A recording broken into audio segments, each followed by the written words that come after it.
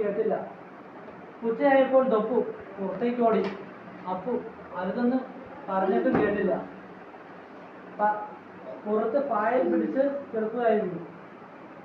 ഓട്ടത്തിനിടയിൽ ദപ്പു തെന്നി വീണു. ദപ്പു കരച്ചിലായി.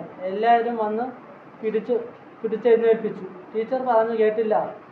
മതിയായില്ലേ? ദപ്പു ഓർത്തു. അപ്പോൾ ഇതിൽ നിന്ന് എന്ന് മനസ്സിലാക്കണം, ടീച്ചർമാർ പറയുന്നത് എല്ലാവരും കേൾക്കണം, മുതിർന്നവർ പറയുന്നത് കേൾക്കണം. മഴ പെയ്യുമ്പോൾ പുറത്ത് പോയി ഓടി കളിക്കാൻ പാടില്ല. പിന്നെ എന്ത് സംഭവിക്കും? കൈയും കാലും ഒട്ടും പരിശോധിക്കും, ചോര വരും. അപ്പം മഴ പെയ്യുമ്പോൾ നമ്മൾ എന്താ ചെയ്യേണ്ടത്?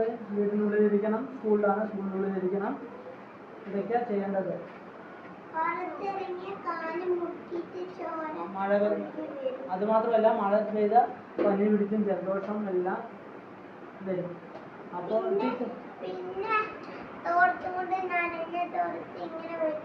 അതെ പിന്നെ ഒരുപാട്